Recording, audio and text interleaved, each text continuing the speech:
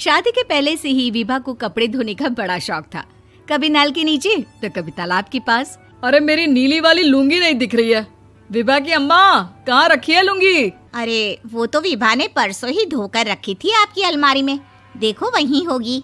वो ना मैंने आज धो दी, मुझे लगा कि गंदी हो गई होगी। अरे कैसे गंदी हो गई थी, उसे तो मैंने पहना भी नहीं। हे भगवान, इस लड़की के कपड़े धोने की आदत से परेशान हो गया हूँ मैं। जितना तो घर में राशन नहीं आता, उससे कहीं ज्यादा डिटर्जेंट पाउडर का खर्चा है। इसकी शादी करवा दो, शादी जाए अपने घर में ही करे काम, फिर चाहे घर के कपड़े धोने हो या पूरे गांव के। हाँ ठीक बोल रही हो, देखता हूँ मैं कोई लड़का। वो दिन भी आ जाता है जब विभा को देखने लड़के वाले आ जाते हैं। लड़की मुझे अच्छी लगी। होने वाली सास कहती है, बेटी अगर कुछ पूछना है तो पूछ लो। वैसे तो हमारी लड़की बहुत ही शर्मीली है, जो बोल दो वो मान लेती है, इसे क्या पूछना होगा। अरे कैसी बात कर रही हो माँ, मुझे इन लोगों के घर रहना है, सवाल तो कई है। हाँ हाँ बेटा, पूछ लो ना, क्या पूछना है। आप लोगों के घर कपड़े कौन धोता है? सास का मुंह बन जाता है। देखो, अगर तुम ये कहना चाहती हो कि तुम्हें कपड़े धोने नहीं आते तो सुन लो, कपड़े मैं ही धोती हूँ, लेकिन तुम्हारे आ जाने के बाद मैं रुमाल तक नहीं धोऊंगी। अरे चुप रहना भाग्यवान, बहू बेचारी घर आई नहीं, उसे डराना शुरू कर दिया। वो क्या है ना बिटिया, अभी तक तो ये कल्लू की माँ ही धोती थी, लेकिन अब तुम्हारे पापा तो दहेज में वॉशिंग मशीन देंगे ही।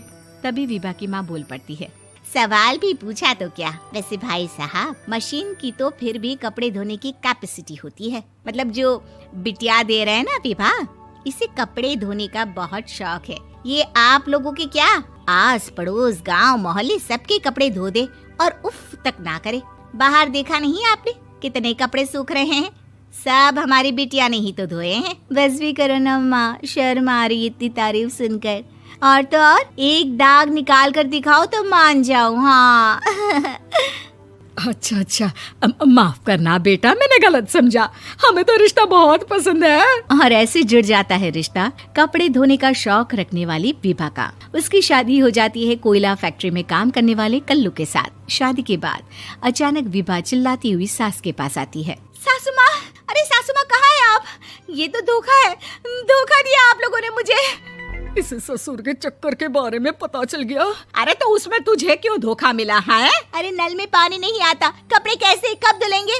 अच्छा, तू पानी नहीं आ रहा उसकी बात कर रही है। तो आपने क्या सोचा? कुछ नहीं। अच्छा, तेरी माँ ने कहा था कि कपड़े धोने का शौक है तुझे, याद आया मुझे। शौक बोलकर कपड़े धोने वाले मेरे जुनून को कम ना आके सासू माँ, कपड़ा धोना मेरा गुरूर है।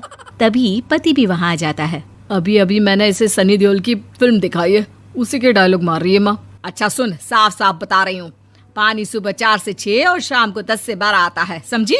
विभा टाइमिंग सुनकर हैरान हो जाती है। ये क्या भूतों का मोहल्ला है?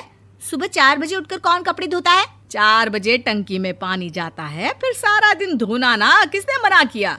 अरे कैसी बात कर रही हैं? 200 लीटर की टंकी में कितने कपड़े धो लूंगी मैं, सुबह ही उठ जाऊंगी मैं। अब क्या था, विभा सुबह 4 से लेकर रात के 12 बजे तक कपड़े ही धोती रहती। एक रोज सास पड़ोस से निकलकर कहीं जा रही होती है कि साथ वाली कहती है, हाँ कल्लू की माँ, जरा ये बताओ कि 2 साड़ी है, 2 ब्लाउज और एक पेटीकोट और एक नाड़े वाला लंबा कच्छा।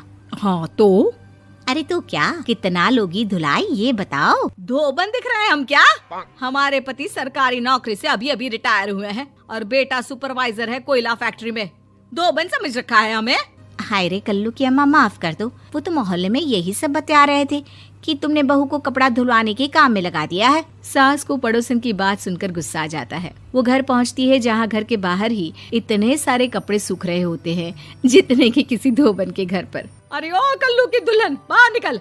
माँ जी यहीं आ जाओ, बाथरूम में चादर धो रहे हैं हम। अरे अभी हम धोते हैं, तुमको बाहर निकलो। ये आस पड़ोस वाले बोल रहे हैं कि हम बहू से कपड़े धुलवा कर उसे कपड़ा धोने वाली बना दिए हैं।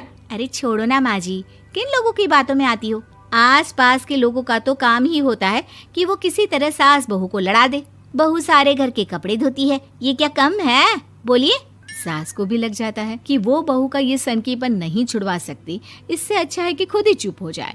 एक रोज सास और बहू मंदिर जाते हैं, जहाँ सास की साड़ी वहाँ खड़ी भीख मांगने वाली से मिलती है। माँ जी क्या बात है, आपकी साड़ी उस भिखारन से कितनी मिल रही है ना? हाँ हाँ देखो तो दोनों की साड़ी मिल रही है। क्या बात है कल्लू की अम्मा, तुम खुद को तो अफसर की बीवी बताती हो और ऐसी सिंपल सी प्लेन साड़ी पहनकर घूमती हो। सिंपल और प्लेन नहीं है ये साड़ी। तो क्या सोने के धागे से फूल बने हैं?